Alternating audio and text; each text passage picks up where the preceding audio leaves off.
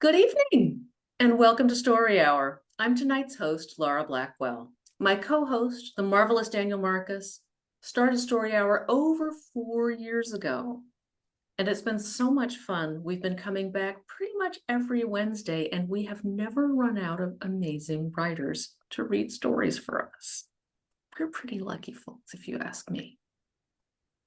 And we'd also like to thank SIFWA for the Givers Fund grant, which is helping us keep Story Hour going on toward year 5 and beyond, we hope.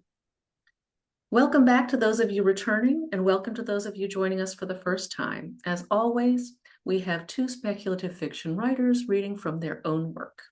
Tonight's readers are Marissa Lingen and Chloe Smith. If you're here on Zoom, feel free to chime in on the text chat. If you're here on Facebook, feel free to chime in on the text chat, but you may be talking to yourself for a bit. Sorry. We just can't monitor them that well, so behave yourselves. So our first reader tonight is a returning reader. We have Marissa Lingen with us. Marissa Lingen is the author of over 200 works of short science fiction. She also writes essays and poetry. I believe she has upcoming stories in Beneath Ceaseless Skies and Lightspeed, I believe, in May. And she says, whatever else you can say of her, she is never bored, which I personally think is a wonderful quality in a human being. Marissa, welcome back to Story Hour. Well, thank you for having me. This story is one that I wrote very, very recently, and though I have not gotten it placed with the magazine yet, but I am really excited about it. So you get to hear the brand new story that is called The Crow's Second Tale. So I'm just going to launch right into that. So The Crow's Second Tale. It's best to talk fast if you want to tell a story to a crow. They don't all fly away, but many of them do, not knowing what the talking human is doing. Some of them circle back when they realize it's been a story, wheeling and flapping down again, peering brightly. Others have met humans too many times to come back, even for a story, so it had better be a very short one or the opportunity is lost. When Kiris was 5 years old, before she started training as a magician, she had learned a song that spoke of a crow that only knew one story. She knew right away that this was very bad for the crow. The adults wouldn't tell her the details, but her Auntie Cyril had withered away and died when Jan the miller's son had gone away to sea, and her father had come back haggard from finding the body. He had moaned to Kiris's gran, "I tried, Mama, you know I tried," but she had that one story in her head and wouldn't listen to any other. So Kiris knew, even at the age of 5, no one should only know one story. Not even a crow, like in the song. Her first few attempts to tell stories to the crows failed dismally because she started with traditional story openings like, "Many years ago, when your grandmother was a downy chick," or "Maybe there was, or maybe there wasn't." And by the time she'd said those things, the crows had flown away, and she didn't know any more stories than they'd started with. She learned to compress the stories she'd heard and compress them again.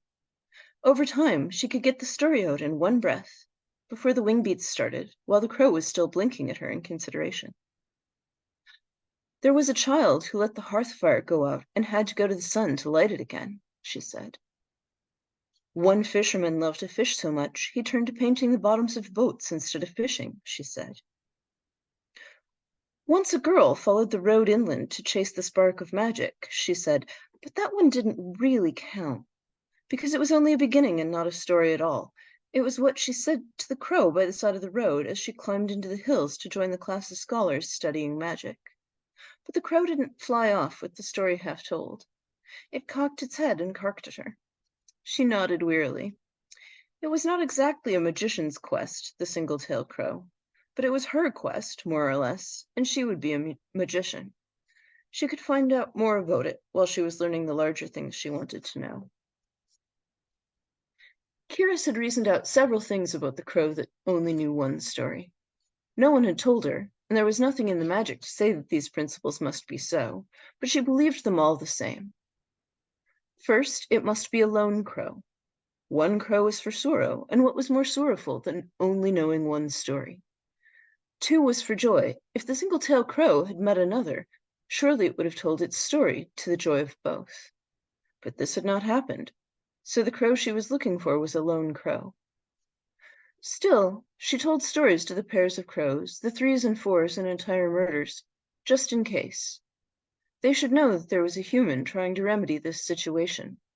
Perhaps they would tell the single-tailed crow about her. Whether there is a girl who is looking for you, telling stories to all the crows so that none of them may be left with only one story, itself counted as a story, she decided to leave to the judgment of the crows. The second thing she had reasoned out about the single-tailed crow was that learning a second tale would change it. If the crow was going around telling bards only one tale, there was something wrong. A second tale would right the wrong, not, perhaps, in a cosmic or magical sense, but personally, as it would have for Auntie Cyril. It took her halfway through her magician training to figure out the third thing. To be fair, she had a lot else on her mind. The proper grounding for channeling from a source, and how to bind and release dryads, and how to create or obliterate a circle of runes, and how to make a spell last longer than the caster was around to keep casting it, and where to buy the best mushroom pastries, and which of her classmates were worth sharing them with. But the third thing was, whatever had gone wrong with the single-tailed crow, it had been a human who had done it. It wasn't that the kingdoms of the birds and the beasts did not fling curses back and forth between themselves. It wasn't that the wild creatures of the Fae might not strip a crow of its dearest possessions for a lark. But to take from a crow all but one story, and to leave that crow telling that story over again to a human bard, no, that was human doing, and it made Cyrus cold to think of what might have been. When she was a child, she had hoped that telling a tale to a crow would be enough. As an apprentice magician, she still told the crows tales on the library parapets, in the garden, by the paths as she walked back and forth to her classes and her practicums and her meals. But she began to fear that her quest was indeed a magician's quest, though she still spoke lightly of it to the friends who had noticed her telling tales to the crows. She began to fear that another story would not be enough. Meanwhile, the education of a magician proceeded faster than she had imagined, faster than she could have imagined. It seemed she had just arrived, and was almost ready to leave again, ready to take her exams, become a full and sworn magician, and be assigned to her first posting, wherever it might be. Her classmates were so far from stopping to tell tales to birds, they were barely stopping to bathe or eat in their quest to achieve first ranking. Cyrus felt that magicians were more like children, more like songs, more like stories. There was not one best one and one second best, and so on, but a variety with different good qualities. She proposed this to her advisor, Vetch, a bald magician, who was tidy in all his ways except his wild beard. "That's a very wise way of looking at it, and will probably make you happier in your life," said Vetch. "Also, the positions for graduating magicians are assigned entirely by ranking on the final exam, so you'll want to try to come first in that to get the best position." Cyrus did not feel he was tending. Wouldn't it make more sense to assign the positions based on what kind of magic people were good at and what was needed? Sending someone who was quite good at water magic to Orferny, where there's the Four-River Confluence, for example, or an illusionist to court? "What a lovely dream," said Vetch. "Go study for your exams. And make sure you have a really good lucky piece. Every year there are 3 or 4 students who are just as good as each other, and that's what makes the difference, really. They get the questions they're best at because the luck is with them." "What about fairness?" said Cyrus. Vetch pursed his lips and said, "Oh, now really, Cyrus, that's how it is fair. The questions are randomized. You get the luck of the draw for which ones you're asked. It's a pretty poor magician who can't change that." Cyrus supposed she should have seen that coming. She went back to her rooms to study and to work on her lucky piece. It was a bent piece of silver, no good as a coin anymore, but ready to soak up all the magic she could jam into it. As she learned about lucky pieces, the stories she told the crows changed. There was a fish who swallowed a magician's lucky piece and married the queen of the jellyfish, she told one, and to another, One girl threw a lucky piece through a magic mirror and produced the world's worst curse, buried to this day in the mound at Stellenhoek. The crow did not fly away for that one, so she added, "It is guarded by 24 of the strongest souls known to humanity, both physically and morally."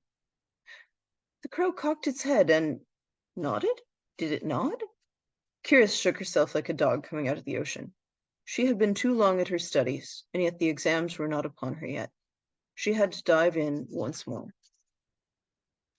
On the day of the exams, she was more full of learning than a baked apple of hazelnuts. She could not learn one more spell.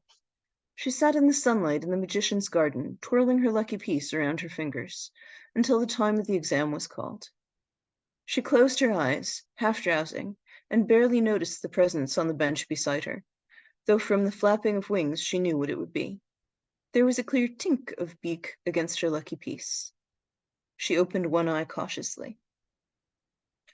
Sharing her garden bench was the most bedraggled crow she had seen in all her storytelling days. One eye was swollen nearly shut, and half the feathers in one wing were falling out. The entirety of its plumage was lank and unpreened. This was a crow that had seen better days, or perhaps it had not.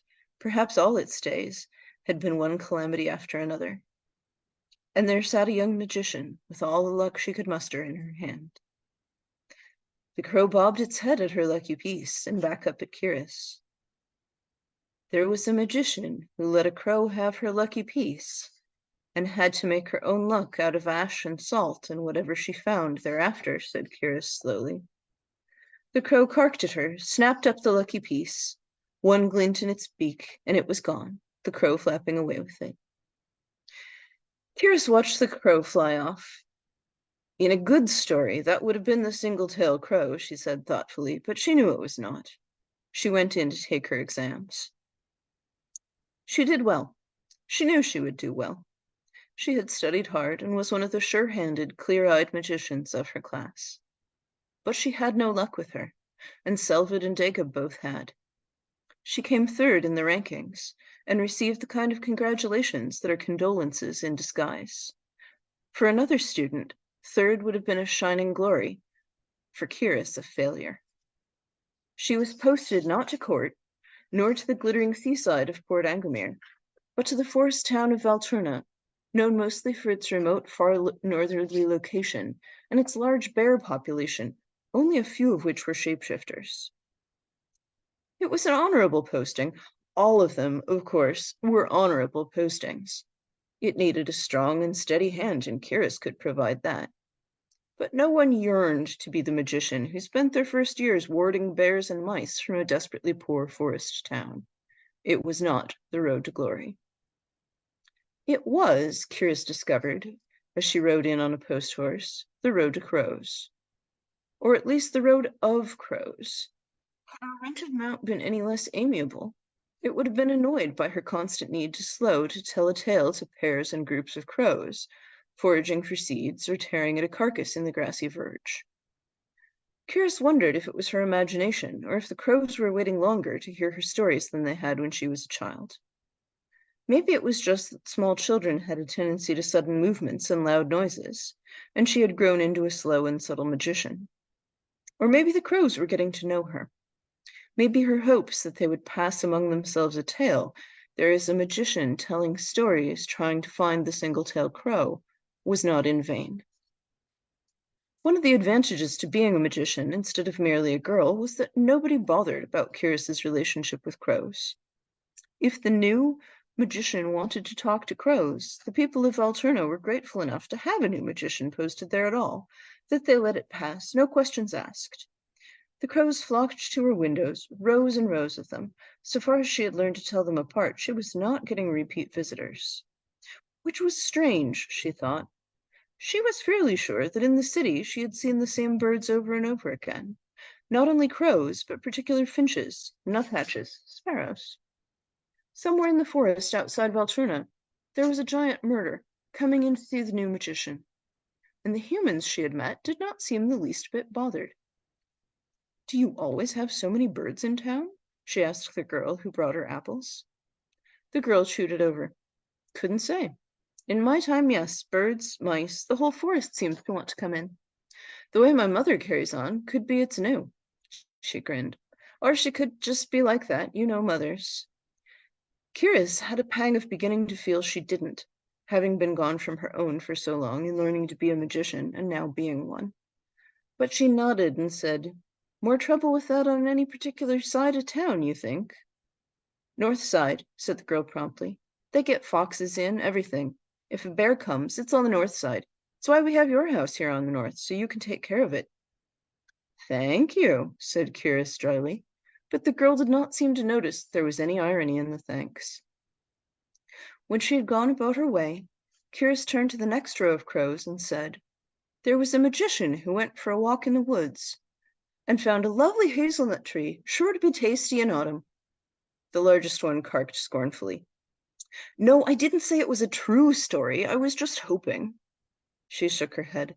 "I'm training you up to be a species of literary critics is what I'm doing." The crow carked again. "Like that from the start, were you? None of my doing?" It preened and flew off, and the others followed. Cyrus sighed and went into the house to put the apples away and fetch a shawl. The forest to the north did not look any more foreboding than the southern road she'd ridden in on. Several of her classmates would have avoided all of it, she reflected. But for Cyrus, there was nothing scary about a ring of mushrooms, easily told from a fairy ring by 3 key signs, all of which she had recently and confidently written on an exam paper. Or a stand of birches shining through a dark spruce forest. Friendly dryads likely available for the summoning, but why bother them if they didn't come out on their own? She had come prepared with knowledge of which leaves would make good poultices, which good tisanes, which both, which neither. The forest was nothing to fear. She was reflecting on just that point when she fell into a pit trap. Cyrus landed softly enough, and she expected it to be a nuisance to climb or fly back out again. But she found she couldn't move. Worse, when she tried to cast a spell, the magic soured in her throat. "Damn," she said aloud, and that undirected curse would come out, but the minute she tried to point it at her bonds, to damn them in particular, she couldn't speak. This was a pit trap for a magician. "Damn," she said again with more feeling. A shadow loomed over her trap. "Hello?" she called up. She saw a man's face, sunburnt and narrow like any of the other villagers. He could have been cousins with any of them. "Hello, could you help me out of this, please?" But he did not smile or nod. He said, "Oh, good. I knew you would come someday." "You have the advantage of me," she said breathlessly. "I have no idea who you are. You have the look of the village. What name would they have told me?" He turned his head away angrily. "It doesn't matter what my name used to be. I'm Valtour now. I'm the man of the forest. That is my only story." Cyrus had encountered pretentious boys before, in her schooling as a magician. They had not previously snared her in a magical pit trap. She managed not to react as she usually would, rolling her eyes and imploring land and sea for patience. In any case, that kind of reaction often covered hurt. "Walter, what am I doing in this trap? It's very cleverly made, but why would you want me here?" "I needed a new story," he said. Cyrus drew in an eager breath. "And you heard that—" But no, the pit around her was old, older than her arrival in the village. He couldn't have heard that there was a magician telling tales to crows and tried to get one for himself. In any case, he could have just come and asked if it was as simple as hearing about her from other villagers. If they'd even been paying attention to what she was doing with all the crows. She made herself shut her mouth and waited. "I couldn't see a road, couldn't see a way. All the stories I had were bad ones. Bad Valter," he said hastily. She nodded attentively. "I learned a bit of magic from the old man's books, but that wasn't changing any of the shapes of the story, just made them stronger. Bad boy goes to worse. Everyone knew it from the time he was born, with parents like that in a town like this." Cyrus opened her mouth to ask about other paths, but he had said he couldn't see them. He couldn't see them. Pointing out that she could have wouldn't help. She kept quiet and let him keep talking, hoping he'd let something slip. I took all the stories that crow knew, he said, rubbing his temples unhappily, but it didn't help. They were small, they didn't go very far, didn't last. Crow stories are so short, so fluttery. I tried to move on to bears, but even with magic, it's much harder to imprison a bear long enough to take its stories. I'm not sure how many stories bears usually know in any case. Several, said Curious. Wait, how close did you... Never mind, don't tell me, I don't want to know. And dryads, they cannot focus on a story at all. I killed 3 trying. Curious recoiled within her bonds, trying not to show either fear or disgust, and failing on both counts. What did you think after the first one? I thought she was holding out on me. The curses were stacking up behind her teeth. She could feel her bonds curdling them in her mouth. But this trap. Magicians always have stories, he said. I learned the runes so I could catch a magician and take her stories. The old man died before I could take his, and then they didn't send another for so long, ages and ages. Years, said Curious. Vulture looked around him. I suppose it has been. Yes, years. But I had patience, and now you're here. And I will have new stories after all, as many as I like. Surely, I can tell you stories. Just let me out of this trap, and I'll tell as many as you like. His smile was not a pleasant one. Oh, no. No, it doesn't work when they're on the outside of me. It never has worked. I need them on the inside. But I need them on the inside of me, said Curious. She tried to think. Once there was a magician who had her spells bound. Once there was a magician who was deep in a hole. Once there was a magician who was all alone. All alone. All alone in the forest. She was never all alone in the forest. Help! She screamed. Help me! Help! The shadow above her darkened. Not Vulture, the crows. They circled above, their harsh cries blotting out any further story her captor might have told of himself. They flapped around his head, and they dropped treasures all around the rune circle that made up a magical pit trap. One of them was her lucky piece, but there were dozens of things, not all of them magic. The hoarded stash of an entire murder.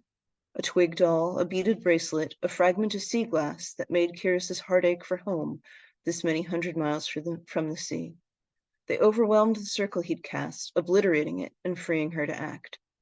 She looked up at the blackened sky, wheeling with crows, the whole murder waiting for her above. Once there was a magician who flew with the crows, she said, and pushed out of the pit trap to soar above Vulture. She and the crows swooped over him, the crows pinning him down while she landed, contemplating what to do with him now that she was free. She thought about snatching up her lucky piece, but no, it had been freely given, and she didn't need it after all, not with the murder beside her. One story, she said slowly, is that the Dark Lord of the Forest was so twisted in his lust for power that he turned his abuses on the poor animals, who turned their magician on him in turn and destroyed him.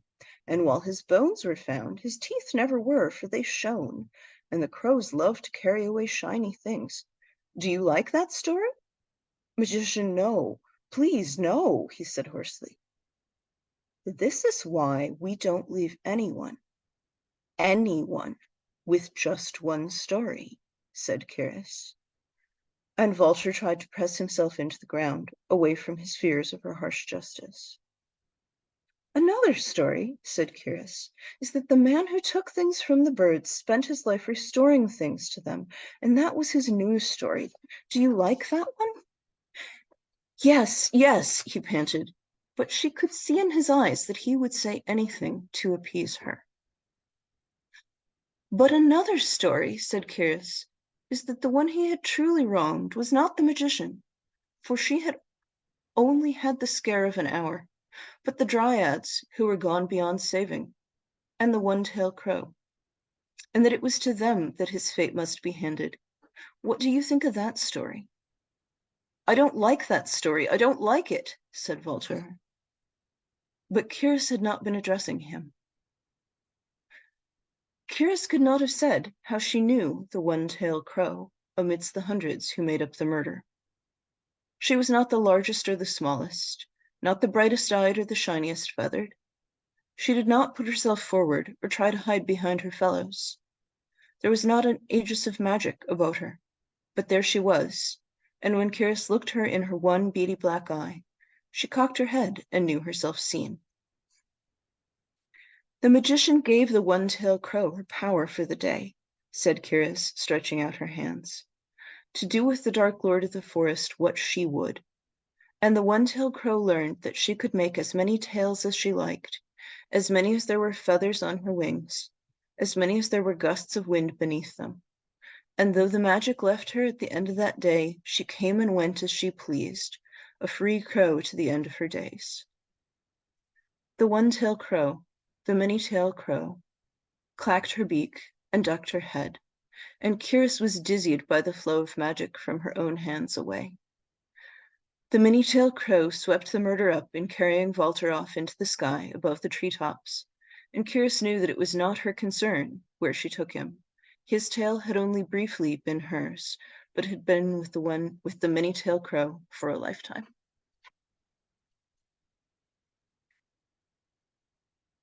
Thank you.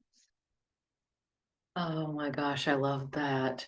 I'm never going to look at those bird buddy pictures quite the same way again either. The song Uncle John's Band has the line, "It's the same story the crow told me, it's the only one he knows." And I have been telling stories to crows ever since I learned that song at a quite young age, because it bothered me. And, what if that's the crow that only knows one? I'll fix it.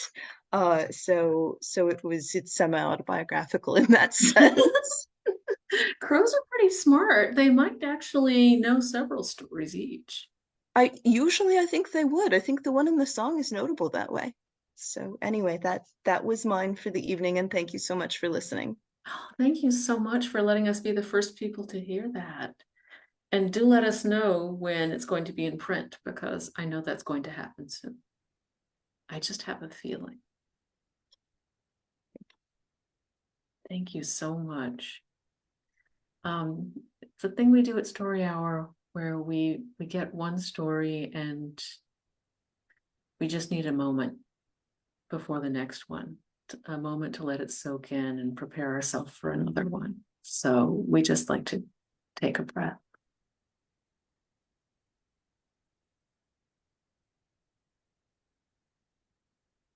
Everyone, that was Marissa Lingen. Thank you so much. Our next reader tonight is a Story Hour debut. This is going to be Chloe Smith. Chloe Smith teaches English and history to 14-year-olds, which is never boring. Besides teaching, she does contract work as a proofreader, including stints for Locus and Fantasy Magazine, and she writes science fiction and fantasy stories whenever she can make the time, which sounds a little challenging with all that going on. She was born and raised in the San Francisco Bay Area, and she lived in Texas and Washington State, New York City, and rural France before coming back to California. Her short fiction has appeared in Three-Lobed Burning Eye, Daily Science Fiction, Bourbon Pen, and gosh, you were just telling me about an upcoming publication that sounds neat. I have a new story coming out in Haven Spec in November. Thank you. Thank you. Her debut novella, Virgin Land, came out from Luna Press Publishing in 2023. Chloe, welcome to Story Hour. We're so happy to have you here. Thank you so much for having me. I'm very excited, and I so much enjoyed Marissa's story. So thank you so much, Marissa. It was really lovely. And in a strange synergy, it's has some parallels to the story that I'm going to read, which is not my newest piece. It actually came out in Kaleidotrope in the spring 2023 issue. And as far as content warnings, I should tell you that it was inspired by the emotions that I felt when I was watching HBO's Chernobyl miniseries. It is nowhere near as bad as that, but content warning for environmental disasters and non-free government. So take care of yourselves. So this is the Academy of Stories and the Ministry of Minds. There are no tale tellers from my country, not as you knew them, as they once were. I come now from a land of unspoken words, of wide eyes and tight mouths that swallow down the truth of what we've lived through. We have lost our singers, the storytellers renowned across the world, whose skills transported audiences, won praise from heads of state and purses from captains of industry, brought back wealth and glory for our nation. Though it was only a generation ago, and the suffering that loss engendered has flowed through so many lives, no one speaks of it. Silence has grown over silence until I had to flee far from my home, flee far from our capital to give voice to these words. What is that truth then, that story, unspeakable until now? It might be easier to start by showing you. See this? Yes, of course it looks familiar. It's the medallion of office, making me a graduate of the Academy of Stories. Any teller who traveled from my land would have had such a thing. Even now, years after tellers have ceased to come, people recognize the badge of distinction. But look closer. The curving crest on its heavy chain is not only decorative. Watch. Yes, it opens on secret hinges. That inner socket, now blasted and darkened, it once held my nation's greatest resource, pure inspiration, hewn from the veins that ran through the earth deep beneath our feet. This scorched remnant, a thin film of caked ash, is all that's left of my last portion of inspiration. But I remember what it felt like when a new cut filled my medallion, hanging heavy over my heart. I could feel its warmth through the metal, through my flesh and into my blood, quickening it and loosening my tongue, setting my mind on fire. You think I am an entrancing teller now? This is nothing. Insipid blathering of circuitous words. You should have heard me when I could draw on true inspiration. You should have heard my teachers, trained to mastery when the Ministry of Minds provided abundant, high-quality ore. By the time I graduated the academy, though, tellers' portions were rationed. As a junior fellow, still honing my art in the salons and small theaters of the capital, I learned how quickly inspiration faded, how the stories we told over and over, even the most popular, would grow dull in our mouths as the genius ebbed from our blood. I didn't really begin to understand the shape of things to come, though, until a chance meeting in the marble-floored halls of the ministry's central building. I had felt the warmth of my current dose beginning to wane, my words stumbling, the small sun that rested over my heart growing colder. It was a week short of my appointment for a new cut, but there was some flexibility built into teller rationing, and so I had come, with only a little trepidation, to the ministry's broad-stepped entrance. It faced the familiar walls and towers of the Academy of Stories across our capital's central square. That beautiful park, lush in summer, frosted like a sugar confection in winter. As a trainee, I had looked across it every day, stared up at the gray slab of the ministry building. I knew the uniforms of the guards who stood before its doors. And still a weight descended on me every time I climbed those steps. The faces above those uniform collars were not the same as those who patrolled the academy's walls, and these eyes looked at me with cold, well-trained suspicion. Even I, an initiated bearer of inspiration and teller of tales, felt a pall as I entered that place. It made me walk lightly through the ministry's gleaming halls and corridors, so lightly that I heard the strained voices of those who'd approached well before they came into my line of sight. It may simply be your time, Singer Adair. No teller can stay responsive to inspiration forever. No! I am still in my prime, with years of transported audiences ahead of me. I've felt no deadening of my senses. It is the ore. You know that the veins have been meager for years. This poor excuse for a cut that they've given me, it fizzled like a spark. My last concert appearance, I was midway through the saga of Sir Petra, and I felt them shifting and yawning at me. The speakers rounded the corner, and I saw Solon Adair. I had recognized his voice immediately. Adeo was the greatest teller alive, internationally renowned and practically worshipped by all the young trainees and fellows, including me. The second minister for mining accompanied Adeo, the sleeves of his robes fluttering behind him. Adeo's mouth was open and full of angry words, and he matched the minister stride for stride. I will not let my career languish simply because the stonebreakers you claim to direct shortchange us with. The minister noticed me, hesitating a few paces away, and put his hand on the teller's arm. But Adeo shook it off and kept going, with this dull and impotent ore. Singer Adeo, the minister's face was like his buildings, gray and carefully girded. The Ministry of Mines appreciates your concern. I will relay your words to the director of the Northern Mines. But imagine his resistance to your claims. What should I say to him? I ducked my head as they passed me and kept my gaze trained on the dull stone tiles at my feet. But pretending myself invisible did nothing to prevent Adeo's words from ringing in my ears. What shall I say to my audiences here and abroad? How can I show them the glory of our country if my tales turn to ash on my tongue for want of true inspiration? I worried then that Adeo would regret his indiscreet words, spoken beyond the protection of closed doors. But I think now that he meant to be heard, and by more people than merely a junior fellow who clutched his own locket and worried about the quality of the inspiration he would be dealt as he hurried on. It was shortly thereafter that we all began to hear such things. My last 3 cuts faded after a handful of performances. Cybella, one of my age mates, complained to me. We'd repaired to a tea house near the academy after a session practicing the song cycle of Egret the Ruined. Audiences losing interest, warned one grizzled teller.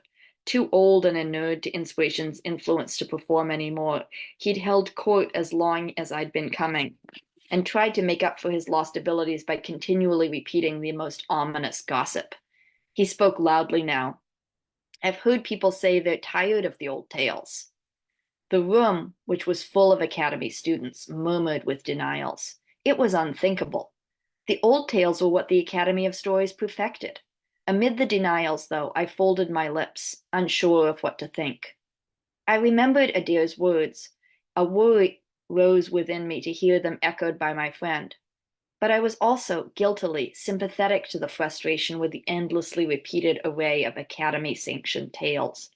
Maybe, I thought, this was an opportunity for something new.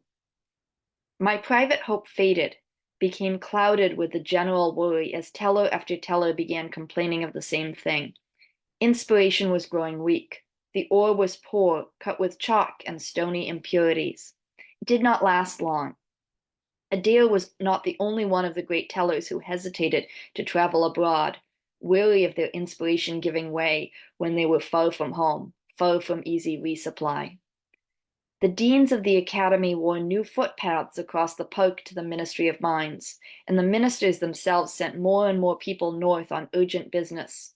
Inspectors and supervisory experts, men who wore thick coats and carried thicker sheaves of production reports. The trainloads and caravans from the mining towns arrived more frequently. Their drivers would fill the bars of the capital with the dust of their boots. They spoke of the urgency of their work, the need to delve further, deeper, seeking newer, more brilliant veins of inspiration, grumbled about the risks of accidents and attrition. The young tellers who frequented those bars quieted the noise of their laughter and impromptu competitions, and nodded to the visiting miners, taking in the sight of those big-shouldered men, creased and wiry from their years of effort, of digging up inspiration from the dark beneath the earth. The miners would toast them back solemnly and ask for the oldest tales, the best-loved ones. We always obliged. I told many stories in those bars and listened to many more offered up by friends and friendly competitors. The smoky rooms would fill with transportive words as teller and miner alike savored their drinks and contemplated the fruits of their labors. I never thanked those miners enough. I shouldn't have thanked them at all. I should have told them their labor wasn't worth all they would lose. The last year of inspiration had a long, mild fall. The days grew shorter, but the skies stayed clear and warm. the news out of the northern mining towns was of a great push for excavation. Forests razed and hillsides cratered in the push for better ore. One team of miners had discovered a new vein in the mountain foothills, so deep and rich that the inspiration it yielded was almost blinding. Solon Adair sampled the first shipment and pronounced it worthy of another world tour, and the ministry directed miners from 3 separate digs to join in the new excavation. Inspiration was pouring into the city, quickening the singers' tongues with greater potency than ever before. I was buoyed up like all the rest, and, what was more, I had at last received my first permission to tour. Nothing international yet, but I was still suffused with excitement as I set out from the capital on my own for the first time, medallion of my station heavy on my breast, my one valise held tight on my lap as I peered from the window of the rocking train. Young singers most often traveled south, where they were likely to catch the attention of the few foreigners whose visas allowed them to vacation in our coastal cities, places where new talents might nurture spreading reputations. I was full of patriotism and gratitude for the work of my mining countrymen, though, and I chose to go north, hoping to touch the lives of those laborers. That well-intentioned vanity was the only reason that I witnessed the beginning of the end. The town closest to the new excavation was a bloated, bustling creature, with 1,000 feet and voices driven by the excitement of the mining operation's success. Ministry officials hurried through the streets. Children too young to dig played on doorsteps, and laundry hung from the windows of the buildings whose walls were not yet weathered. Despite its sudden size, the place was more an overgrown village than anything else, and there was nowhere for a teller to perform besides the open square bordered by the ministry outpost and the public house. I shared a drink of sharp licorice spirit there with the local minister before my performance. He had given me only a begrudging welcome when I arrived, but the liquor made his creased red face softer and redder, and he toasted me with his second glass before knocking it back. In you tail spinners, he told me, our nation's spirit lives on. The great heroes will never be forgotten. I nodded and took a polite sip, savoring its bite. I had learned the hard way that inspiration's influence was deadened by reckless drinking. These men of mine, the minister gestured vaguely out towards the square, where a few families and off-duty miners had gathered. It was a smaller crowd than I had imagined would receive the fruits of my gratitude. I thought at first, what foolishness to tell stories for them, how backward to squander the product of their efforts at the source. I think now, and here he cocked an eye at me over the rim of a glass that was once again full, you are wise in your foolishness, tale teller. One must always go back to the source. Tell the old stories, the best stories. That is what people will ask for. He drained his glass again, then flipped it down upon the table with a clink. The old stories are what makes us great. I shifted, uncomfortable. Another unvoiced desire had spurred my visit to the provinces, the same secret hope that I might be able, for once, to tell something spun from my own fancy. I certainly could not depart from the canon of tales while on a foreign tour, but maybe here? I had a little notebook in my pocket, full of stories I had woven and rewoven over the days of travel. When I stepped before the small crowd, though, they proved the minister right. Their welcoming noise was full of calls for the tales of Serpeta Omni, the siege of the third eye, and the origin of stories. I confess my heart sank, mourning for the sake of my own unspoken words, but it lifted again as I began, and the faces of my listeners turned up towards me. The inspiration warmed my heart and strengthened my voice. The evening lengthened and darkened, although the squares stayed half lit by flickering lamplight. No electric light in these provinces, even now. And the miners and their families drew close around me, traveled with me down the familiar roads of stories that they must have heard 1,000 times, still powerful and binding. I finished my last tale well after midnight, in a silence so deep and still that it echoed in my ears. Everything that I miss about tale-telling, everything that I mourn, existed in that moment. The feeling of belonging, of story that tied together speaker and listener, telling them who they were, where they came from. That was the glory of inspiration, that moment of silence before the miners' applause rained down on me. Many of those same miners who pressed up to me afterwards and shook my hand thanked me. They were on the team that went down into the new mine the next day, after I had left on the back of a dusty cart trundling to the next step on my progress. They took the pulley-weighted car down to where the new vein extended deep and deeper into the earth, to where the Ministry of Mines and the Academy of Stories had told them to push further, to dig for ever more powerful inspiration, and they broke through to what lay beneath. The ministry has expunged these records. You cannot find them now, even if you submit an application to their archive and by some miracle get it approved. But I had begged a ride in the cab of a hauling transport that pulled one of the caravans of ore on my way from the last engagement to the rail line's northern depot. The new vein, the driver said. There's nothing coming from them today? The factor was a young woman who had not yet learned to school her expressions, and she bit her lip. No, there's been a sickness there. We won't stop in the town before we reach the station. I confess my first selfish thought was gratitude that I could avoid another drink with the florid underminister. What happened? I asked. And then guilt at my unvoiced thought made me add, I hope it's nothing dire. The factor frowned. A new discovery. Some contaminating ore lying entwined with the richest of the miners' payload. They say it seems at first to stir the mind and blood more strongly than any inspiration, but then it weakens you. Those who hold it lose strength to stand, to speak. She trailed off. It poisons tellers? Horror shifted in my guts. Who has tried to use this thing? I imagined my friends and classmates in the capital, somehow transported to the mine outpost, wasting away. No, this was before any teller ever laid hands on it. She looked at me, and I could tell she hardly understood or believed her own story. I read a report from their foreman. It was the miners who cut it from the earth, who carried it up to the surface. If they had held the ore too long, they grew quiet, then lethargic. They sat down and would not get up again. The driver grimaced but stayed silent, his attention on the road. I didn't know what to say either. I had never heard of such a thing.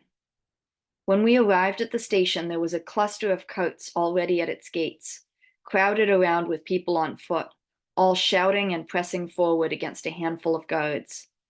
Recognizing the ministry's crest on all sides of the caravan, some of those figures changed the direction of their efforts and ran up to where the driver had halted. Please, sir. Allies, Singer, they called out, recognizing me. I recognized some faces from the village as well, although now they were drawn with uncertainty and fear. Two men supported a third between them. His head lolled and his feet stumbled and dragged over the ground. Others pointed back to their carts where, I now realized, other forms were laid out as if sleeping or dead. Many people were shouting, poison from the mine, spreading even to those who haven't touched it. Why? There's something about it.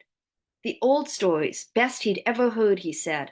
The factor half stood, leaning out of the caller's cab, and yelled questions, yelled for silence, and the tumult abated.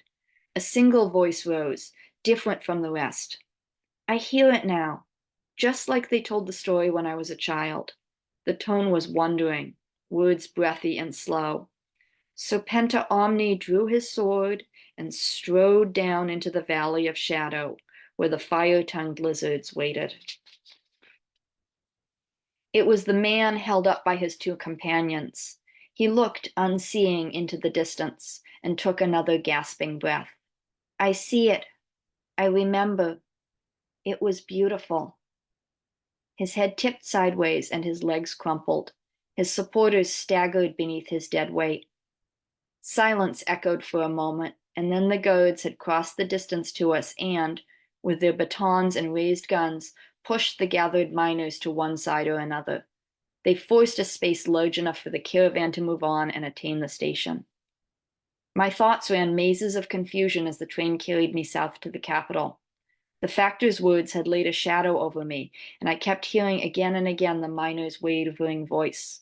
I had recognized his words easily. They were the denouement of the saga of Sir Peter Omni. I had heard that scene told 1,000 times, told it 100 easily myself. But I felt as if I had never really heard it before, or as if I had, but the memory had been lost, and something in the way the man had spoken aroused a painful, sadness-tinged desire to recapture that long-gone time. I wanted to jump off at the nearest station, retrace my steps in search of that ailing miner and his evocative telling. But I was also discomfited and full of malaise at the memory of his ashen face and faltering limbs. I didn't realize how narrowly I had escaped. I was ignorant still of the true nature of the pestilence, the reality whose influence grew behind me. Later, much later, after the mine had been condemned and the earth and stone piled up over it in an attempt to stop the spread, after townships and villages had been emptied and the survivors scattered to capital and southern provinces, only then did the poison's name reach my ears.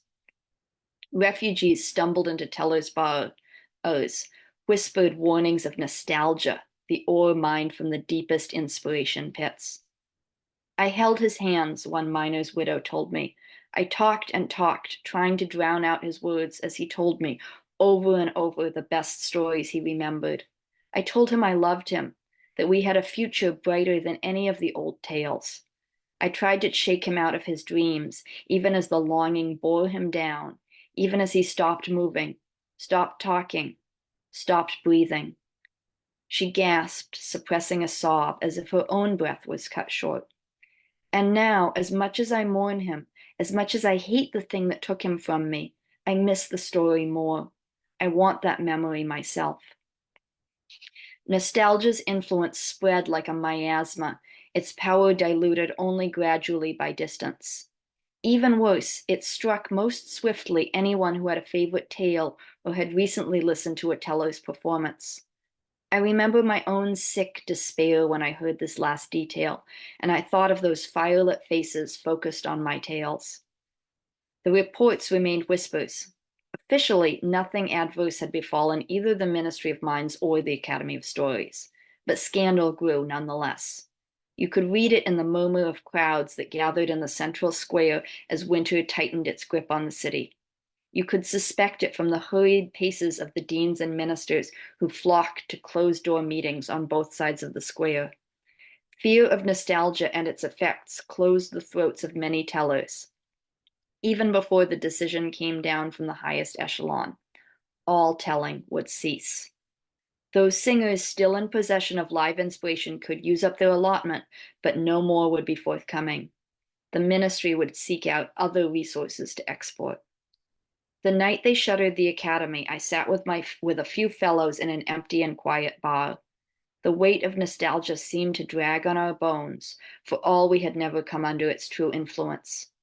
I remember catching Cybella's gaze and seeing in it the same mixture of horror and confusion. Is this our fault? Her words fell like stones into the silence, with only the faint echoes of muttered denials around the table. We weren't the only ones who saw guilt by association. Many tellers had become the targets of cold glares and insults in the streets. To many, tellers were the face of that ambition to delve for greater inspiration and the cause of what came after. Some, like Solon Adair, defied that revulsion and kept performing, telling tales to smaller and smaller audiences until his last dregs of inspiration wore away in a blaze of glory, and then he leapt from the roof of the defunct academy into the snow-covered square below. Most of us, though, did our best to let go of the memory of performance, of the stories that we'd learned to spread, and found other ways to fill days and years of our lives. I kept carrying the book of my own fancies, though, the dreams and stories that had lived only in my mind. In time, that book in my pocket came to hold as much weight and warmth as the old inspiration once had. I wanted to tell these stories, the ones that were mine, new and vital. The old stories, those weighted down so heavily with the cobwebs of the past that they required more and more inspiration to make them live again, those were what had led us into nostalgia's grasp. There must be a way to escape that legacy. I could not break the silence that had fallen in my country. the paralyzing reaction to loss. I had to travel here to speak to you in this distant land. I hope that my story will prosper in the telling and be repeated. Maybe one day it will even be heard in my homeland, in the square between the Academy of Stories and the Ministry of Mines. Or better yet, there will be some other teller with some other iconoclastic tale, without precedent, without tradition, who will speak words there. That new story will ring without inspiration, yet still feel inspired.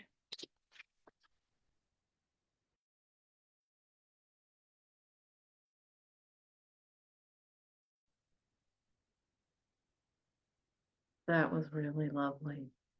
Harrowing, but lovely.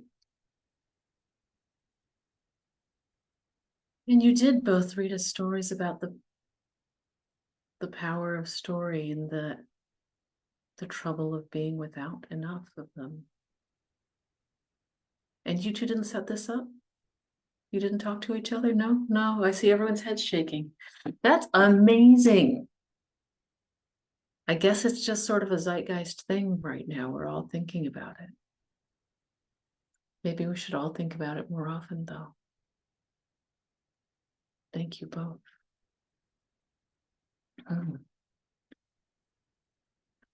Well, folks, goodness, hard to believe, but there's a story hour every single week, and every single one is different. We'll be back next week with readers Diana Dima and Anya Martin, and we'll have guest host Sam Rebeline. So those names, probably one of them will clue you in. That's going to be the horror night. But that's going to be a lot of fun as well, just very different. I do recommend checking storyhour2020.com the day of the reading for any announcements or changes. You can also check on our Blue Sky account. Storyhour2020.com is also a good place to learn about upcoming authors, figure out, what nights you really need to just clear so that you can be right here in the Zoom. But for when you can't, you can go and watch any programs you've missed. Watch this one again a few more times on the Story Hour page on Facebook. Lily Smith, Marissa Lingen, thank you so much for sharing your stories with us tonight.